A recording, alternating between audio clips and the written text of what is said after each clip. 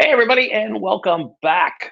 We're excited for our first guest on this second guest. Let me restart that. Three, two, one. I gotta do the clapping thing. Restart. Welcome back. We're excited for our final guest of this Friday show. We're going to be talking about a lot of things TV. So if you're going to talk about TV and movies, who else to then bring a movie and TV critic on your show? You've seen him before on our show. It's our renowned favorite. We're going to call him our TV critic for our show. It's To The Point's TV critic, acclaimed TV and movie critic, Mr. Marc Berman. So we're excited to have Marc on the show. So we're going to be talking about you probably heard this week that several movies have been removed from streaming, and we have the new summer lineup coming up. We're thinking about TV, right? As we get more freedoms, as now everybody in the country is basically either in a phase 1 or phase 2 of opening. We're talking about TV, right? We've been talking about TV a lot because that's what we did for 8 weeks, but then the summer lineups come out, which is interesting to see how those come out, kind of pan out to what fall will look like. So we have Marc here. So let's welcome Marc to the show. Marc, how are you doing today, bud? I'm doing good. How are you doing? Great. I always love having you on the show as our TV critic. I just gave you the title as To The Point's TV critic, so there we go. I like it. Thank you. That's what we're doing. So let's jump right into this. Let's go without hesitation. We'll save the summer lineup for last, but there's been a lot going on in the TV world the last week or so, especially this week, especially. We started the week off hearing that great Academy Award-winning movies such as Django by Quentin Tarantino, and of course, a favorite of everybody, which I think is a movie you must watch just for the pure history behind it. Gone with the Wind was removed from HBO Max Tuesday morning, deemed with some of the things that it discussed in there, there's racist behavior.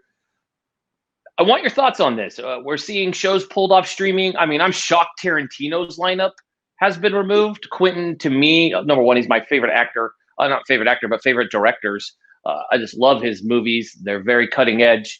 The way he thinks and films things is amazing. I mean, Quentin I think when I think of diversity, I think of Quentin Tarantino. The roles that he equips everybody with are second to none. And to see his movies take it off, and I mean, Django, okay, I kind of will give it to that because of the use of the N word in it. But the F word's used, well, anything with Samuel L. Jackson has the F word used a lot.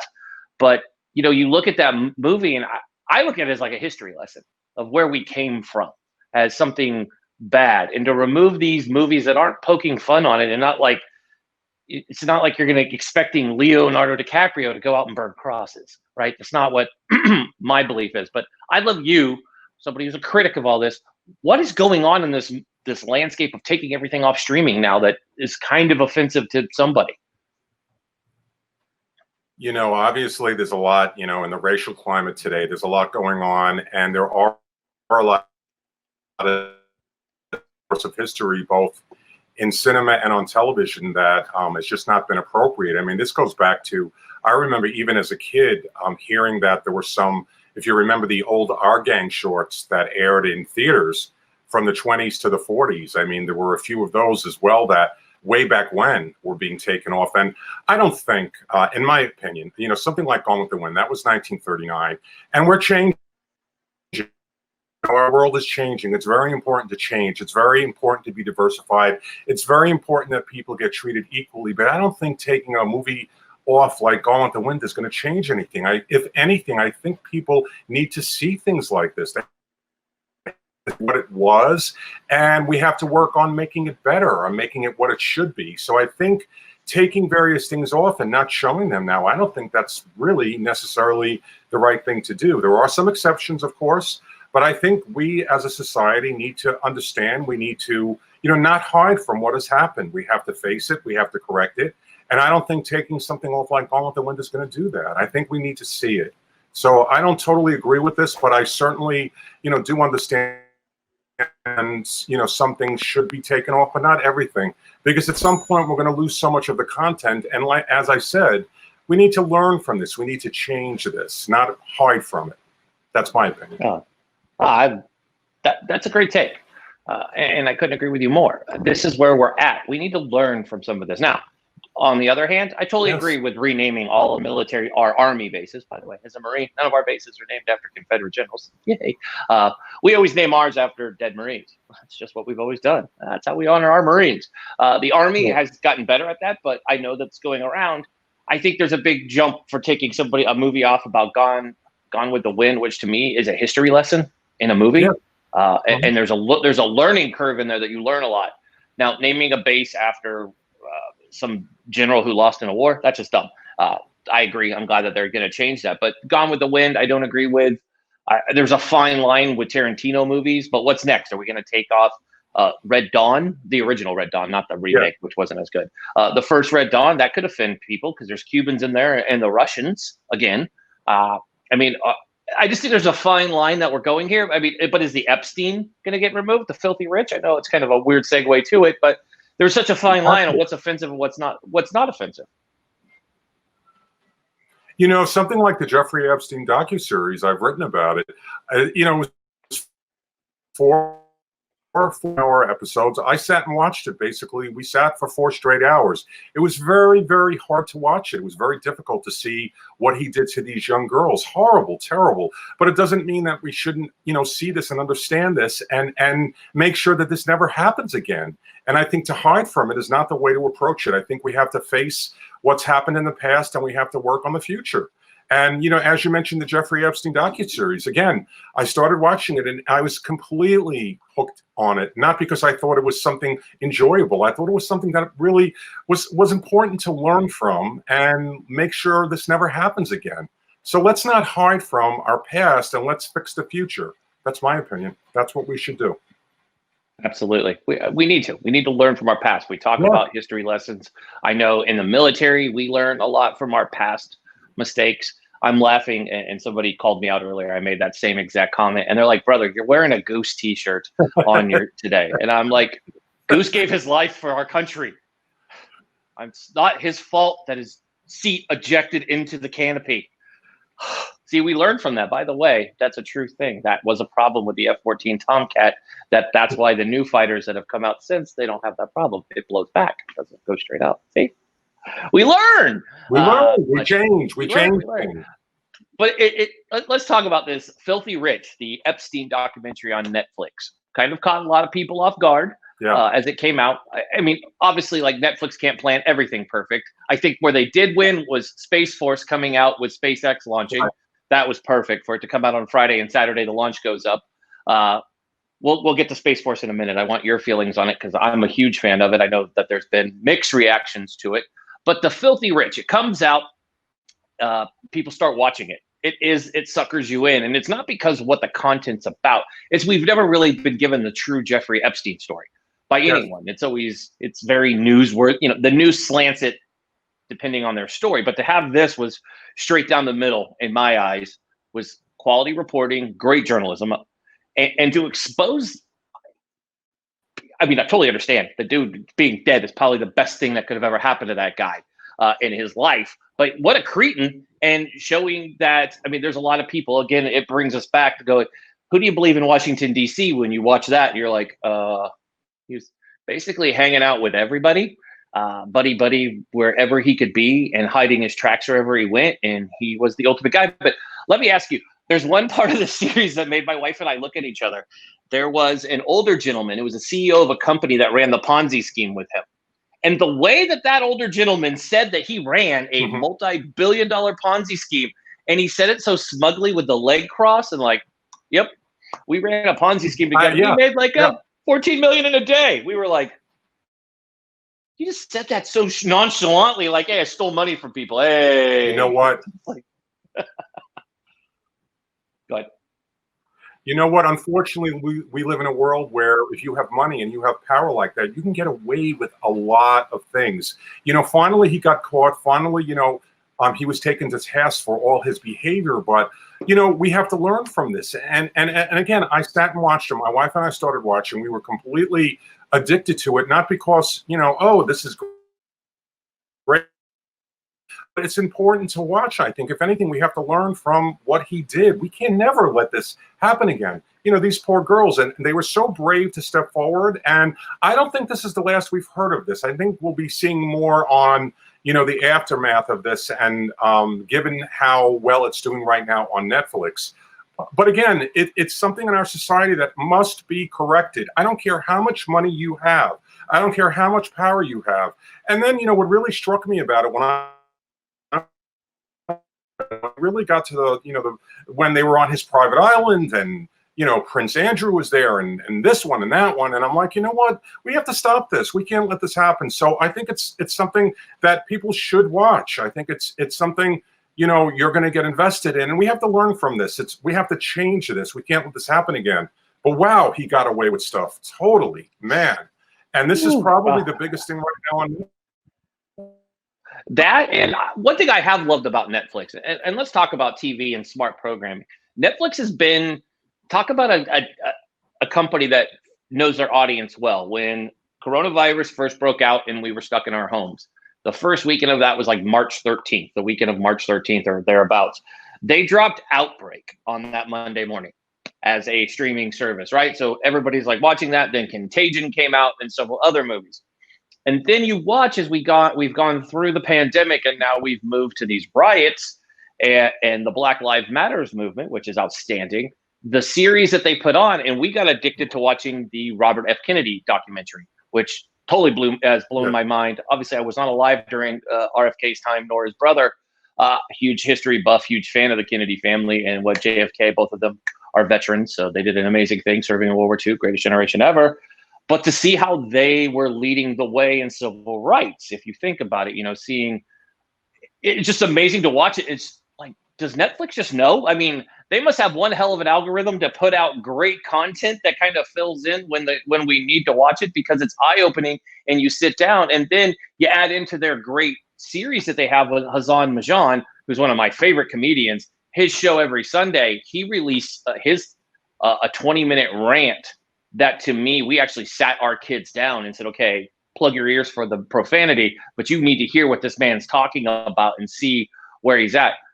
Netflix is winning when it comes to educating and keeping us entertained at the same time. Well, a lot of other people have missed the boat, kind of like how Skype missed the boat with streaming conferences and Zoom kicked their teeth in, and Skype had a 17-year head start and Zoom to one. So it's, you know, what's your thoughts on, how do you see Netflix, number one, how do they do this? This is like TV magic that they seem to always have the right content readily available. And where do you see Netflix going? And is there anybody who can actually compete with them with content like we're seeing? You know, what Netflix did from the get-go was they were spending a lot of money. They had unlimited pockets. They were investing in a ton of programming, and they still are. Now, the advantage a streamer has like Netflix, or any of them actually, is there really are no boundaries. You can do whatever you want. You know, you're not tied to a half-hour format, or, you know, a 1-hour dramatic format. You can do and say whatever you want. There's really no boundaries. So that's a real advantage. And it kind of reminds me way back when cable kind of arose, and you had an outlook like HBO, which was doing things that a broadcast network couldn't do. And then you started seeing places pop up like AMC and FX, and they really made names for themselves. Now we're focused heavily on the streaming wars, and Netflix is well above anybody else. You know, Disney Plus roared into the gate. Hulu, you have Amazon, they all have advantages. But the thing Netflix did was it never stopped investing. It never stopped, you know, and they go to other countries, they pick up shows that are, you know, worth seeing. You know, they invest in things that, you know, whoever is doing this, whoever is choosing this, they're picking things that the general public is interested in seeing. So we're all programmed at present and in the future to know that when we want to watch something, we're going to go right to Netflix. That's what I always do. That's what we do here when we're sitting home. What is the next show for us to watch? And right now, I am completely invested in Dead to Me on Netflix.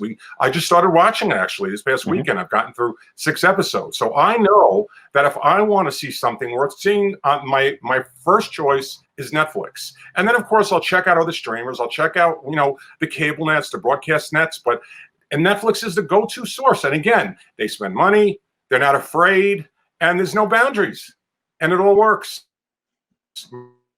That is true. Works. You know, not everything is successful, but it's got a great reputation. Yeah, I mean, they hit the ball really good. making of a murderer, right? I think that's the big one that we all think about as we think of streaming TV, and Netflix. Really, that's where it drove the first real addiction to reality. I don't know, that's reality TV, but these docu-series. Making a Murderer captivated an audience that we have never seen anywhere else, because you can watch the other great streaming services that have those, those Friday night murder mystery shows that we've all grown up watching. CBS has them, NBC has them. We can watch the Datelines in the 48 hours and be intrigued. But to have a series go where it's unedited and you're seeing the whole ball bouncing movement that way, it's amazing to watch streaming TV really take over. So let's kind of jump into streaming services. You see more and more people cutting the cord, and more streaming services leading the way and streaming directly to our houses. I mean, if you look at it, and you brought up Disney Plus, come on, Mandalorian was something that jumped out, and people can't wait for Mandalorian to come back out the second season. I mean, that's available nowhere. A lot of people who don't have Disney Plus have no idea. Well, we all geek out about Baby Yoda. They have no idea that we fell in love with a little tiny green guy. I mean, I don't even care about the plot of that show, long as I get to see Baby Yoda for 45 minutes. That's all I really care about, is I want to know what Baby Yoda is going to do. Guy doesn't have any lines. But where do you see streaming services going? I mean, will we become an era where we no longer have traditional cable? I mean, is that where we're going to head? No. Okay. No, that's not going to happen. And not everybody agrees with me on that. But let me be very honest here. There are a lot of individuals in our business that are predicting that the linear platform is going to ultimately evaporate. Streaming, that's not going to happen, because again, and I've said this many times, and here's a perfect example. Let's say, hopefully we'll have a Super Bowl next year, and let's say the Super Bowl was on streaming and not on a broadcast network. You're not going to get 100 million viewers. You're not going to get that. We don't really know what the audience data is on the streamers, because they don't release it. We have to go with what we've heard and the critical acclaim of certain things. But I mean, the biggest bang for your buck to get the most eyeballs is still a linear platform. It's still a broadcast network. It's still a cable network. That's not to say that streaming is not growing in leaps and bounds. It is tremendously. So I think we are in a business that everybody kind of has to have a certain piece of the pie. And if you're a broadcast network like NBC, you have your linear platform. Now you have Peacock. ABC has Disney Plus. CBS has CBS All Access. So when you program something, you kind of have to do it multi-level. But no, I do not see linear ending anytime soon. I don't think that's going to happen in the future. But yes, streaming is growing in leaps and bounds. But I think it's an enhancement to our business, not a replacement for broadcast or cable. I think everybody could coexist, but I do think at some point the cap has to, there has to be an end to, every other week another streamer coming out. It's sort of like the cable. We had every week another one. So I think that at some point has to slow down, and it will. And now, of course, we're in a pandemic, hopefully getting out of this pandemic. So this is such an important time for original content, because we want to watch something. We need to be occupied. It's very hard, Oh, God, yeah. So, I mean, let's talk about that. So we have the summer schedule coming up. Yes. What do we have? Give us some good, we need good news. We want to know there's some good things out there to watch. We've talked about Filthy Rich, obviously. That kind of jumped out. But what's out there? Let's talk about something positive. We beat the drum on all the bad things. Yes. You notice I didn't bother to ask you why you think Cops and Live, whatever the other one was, Live PD or whatever it was, they both got canceled. I think that's self-explanatory. I saw, just on a side note, I saw the founder of Live PD. He was just angry online. And I'm like, dude, it just came out that they videotaped someone dying on your show, being tased, and they've got all the dirt on the. I'm like, that's why your show got taken off the air. Come on, and you hit it. See, that's what I think. That's where I think. I know Cops was officially canceled. Was Live PD pulled? I'm not sure yet. Yep, yesterday it was officially. They suspended. They put it in hiatus on Tuesday, and after the video evidence came out from a backup camera, they officially said we're done. The show's kaput. See. Right decision. That is That is the right decision. We don't need to see a show like Cops anymore. It ran on Fox for 25 years. I always felt it was very slanted towards the police officer. And good, we don't need stuff like that. That doesn't help us. We don't need to see that anymore. So that I agree with. But I'll tell you, I'll begin with my summer preview with a show that I've been watching for 20 years. You know, and there's so many of us that are kind of like, is it going to get on the air again? Big Brother on CBS. You know, years ago, somebody actually tweeted and said, I'm too old to be watching Big Brother. I'm sorry, I like it. You know, it's an addiction. And of course, if they do it, it's going to have to be done differently. But I predict we will see Big Brother again. I'm guessing probably in late July. And the thing about a show like Big Brother is it runs 3 times a week, and CBS is really going to need it in the fall. So if they start it late in the middle of the summer, it could bleed into October, and it gives them 3 hours. So my prediction about Big Brother is at a later time this year. The big show this summer, once again, is America's Got Talent. And I think Sofia Vergara, by the way, is an exceptional addition to that show. And of course, they're also, you know, America's Got Talent also has its controversy right now with what's going on with the lawsuit against them. But from an entertainment standpoint right now, it's still the go-to show on the broadcast networks this summer. But there's a lot of stuff coming out on the streamers, and I'm gonna give you a preview. But I have a cheat sheet, so I'm gonna put my glasses on. There you go, because I can't see without glasses. I can't see anything. I'm gonna run through a list of some shows I think you know are worth seeing. We have a new season coming up or on the air of Raimi on Hulu. Which is a really stellar show. It's kind of like a dramedy, and I think it's worth watching. You mentioned Space Force with Steve Carell. Personally, you know, I don't love it. I don't think it's really for me, but I think a lot of people are watching. A lot of people are talking about it, and Steve Carell is a big name. The Office in space, something like that. There's a new season of Dear John on USA, the Betty Broderick story, which is getting a lot of thumbs up. We have our final season of 13 Reasons, not Seasons, Why on Netflix. We have a new docuseries on Netflix called Lenox Hill, which follows life at the renowned hospital. We have a new season of drama The Politician on Netflix. We have a revival of Perry Mason. The original Perry Mason ran on CBS for 8 seasons. It was revived once before. It's back. Matthew Rhys is Perry Mason. We know Matthew Rhys from The Americans. We have Solar Opposites on Netflix, which is an animated series. A new season of Snowpiercer on TNT. We have The Babysitters Club on Netflix, which is kind of the tale of some teenage girls that start a babysitting club. And you notice that a lot of these shows are Netflix. That's just how it is. And then this is interesting. Coming up in August, Brave New World, which is an adaptation of the famous book on Peacock. So those are some examples of things that you may want to watch this summer. There really is not all that much on the broadcast networks other than, you know, America's Got Talent. ABC's doing a clips version of The Bachelor that completely fizzled. I don't think anyone's going to watch that, or very few people. So it's back to Netflix and a lot of, you know, Netflix again. Yep. So let's talk real fast. So I mean, those are great. I mean, obviously Netflix again.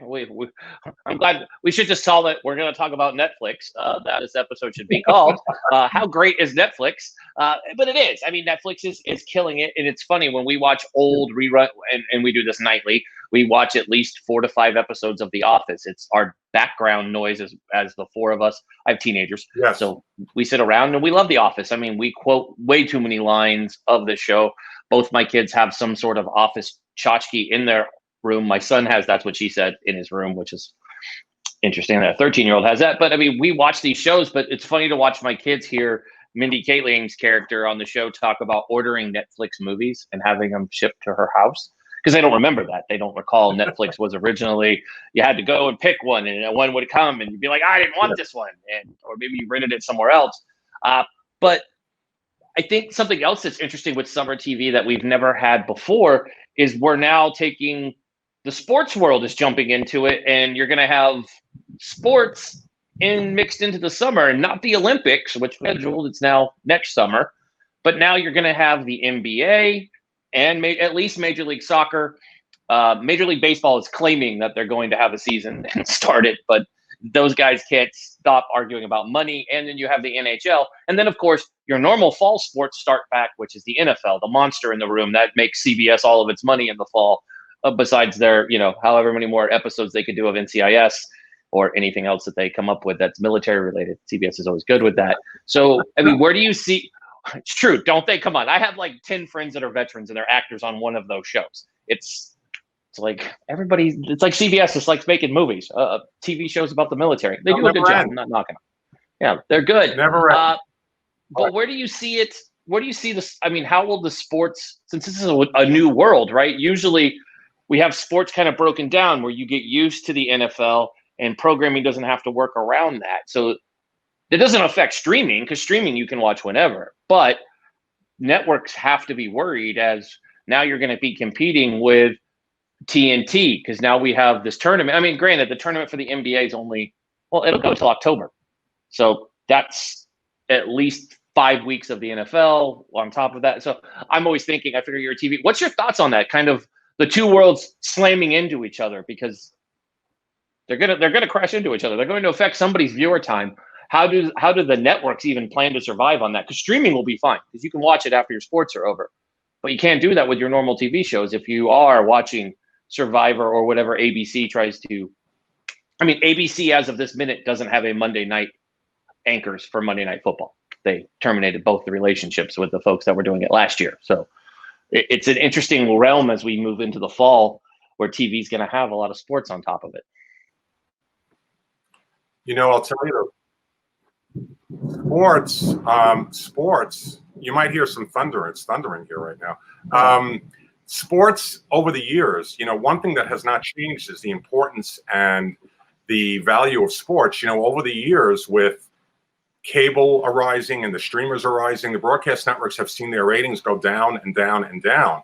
And that's a battle they continue to fight. But the one thing is sports has been amazingly consistent over the years. It's an enormous attraction for so many different people. So this summer is going to be very different. I mean, one thing that's always very big in the summer is baseball. We don't have a baseball season. Are we going to have one? I don't know. It doesn't look like it at this point. And little by little, we'll start seeing sports trickle back in. It's extremely valuable to any outlet that has it, because when you have sports, automatically you're going to see a rise in your numbers. You have like an outlet like Fox that was running, or NBC and CBS were sharing Thursday Night Football. Then that went to Fox, and right away you get an overall tweak in your numbers for the week. It's always a very big thing. So sports is absolutely enormous, and the good thing about it is it's more popular than ever before. And I think now, if anything, we're going to be so hungry for sports to see the competitions again that I think it's going to come back and it's going to roar back. And whoever has, the rights to various things are going to benefit by it. So sports is enormous. It's a very, the one thing that hasn't changed over the years is the appeal of sports. So it's very valuable to any outlet that has it, whether you're a broadcast network, cable, a streamer, anybody. It's extremely valuable. Oh, I mean, we think we saw that. A perfect example is you watched ESPN, again, smart, partnered with Netflix, geniuses, right. Partnered with Netflix and released The Last Dance, the great 10 series. I mean, come on, they drug out 2 episodes. They could, if we would have not known we're not getting sports back until July, they should have done 1 episode a week for 10 weeks instead of 5 weeks with 2. But just so well done. Everybody's talking about the music, the characters. It's funny how people are remembering Dennis Rodman and how, entertaining Rodman was. But you look at that, and ESPN killed it with that. That's been their bread and butter, was Last Dance. But then they released another docuseries on Lance Armstrong. It hasn't performed as well. It's also not going straight to Netflix like Last Dance did. And ESPN, I don't know if you've noticed, but let's touch on it before you go. I'm a huge Peloton fan. And I've noticed ESPN and Peloton they're finding ways to get us to watch TV and work out. I did a workout with pro athletes while ESPN filmed it, which was pretty cool because they did it with Last Dance was the final, right before the final episode. ESPN did this big thing. 22,000 people rode together live with Alex Truzant, great dude, all Jordaned up. But then they did it just 2 weeks ago. They did this all-star because a lot of athletes have been using Peloton. I mean, this is pretty smart. They're combining stuff. To me, it's almost like a commercial that people don't get. I mean, as a Peloton user, I'm like, but then there's a moment where my wife's like, did anybody bother noticing that that's a total commercial to go buy Peloton? Like, in a heartbeat, that's where you should be. And by the way, wear Nike, because that's what everybody's wearing. So, I mean, do you see TV doing more of this? I mean, or are they just desperate for content? I mean, is that what this is? Or is it just, we need content, so let's go, hey, instead of a squirrel skiing, let's put people on stationary bikes and we'll cheer for them for an hour. So it's an interesting world we live in. I think it's a combination. It's a combination of both, actually. I mean, I think definitely, yeah, we're definitely hungry for content right now. We are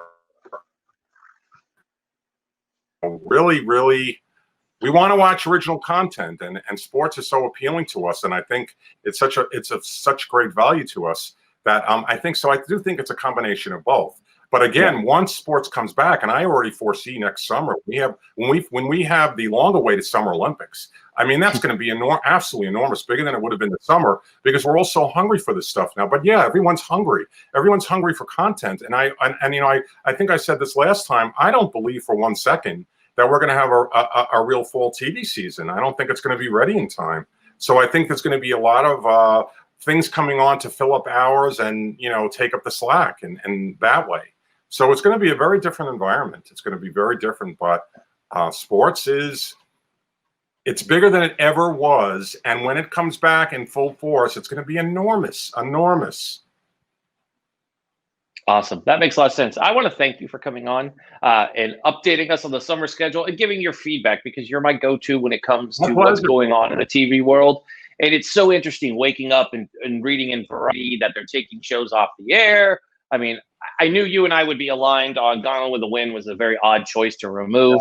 I knew we would be also aligned that Cops and this live PD, they needed to go long. I've always thought Cops was staged. I agree. I mean, I have friends that patrolled with them that would agree that it's pretty staged. And let me leave you with an interesting tidbit, because I love TV tidbits. This is really a movie tidbit. Speaking of Gone with the Wind, Olivia de Havilland, who played Melanie in 1939, is turning on July 1st, 104. She's 104 years old, and she seems to still be totally with it. She recently sued FX over that limited series they did that her character, she was part of. Somebody played her, so I think she's still with it. She's going to be 104. How do you like that? Somebody needs to interview her, how she feels about this being pulled off after everything. Somebody did talk about it. I forget who it was. I'll try to give them credit whenever I find out what it is. But I heard the funniest thing. They're like, it's funny they're pulling that particular movie off, right?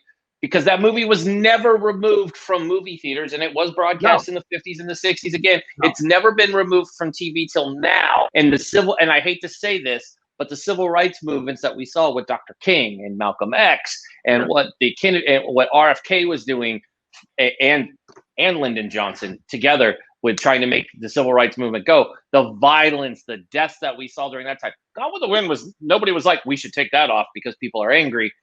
It's just weird that would be the thing that they choose to take off of out of all the other movies where there's, I mean, I almost told somebody, well, I can understand taking American History X off, right? I mean, come on, that movie is just gorily violent of racism. Okay, take that movie off.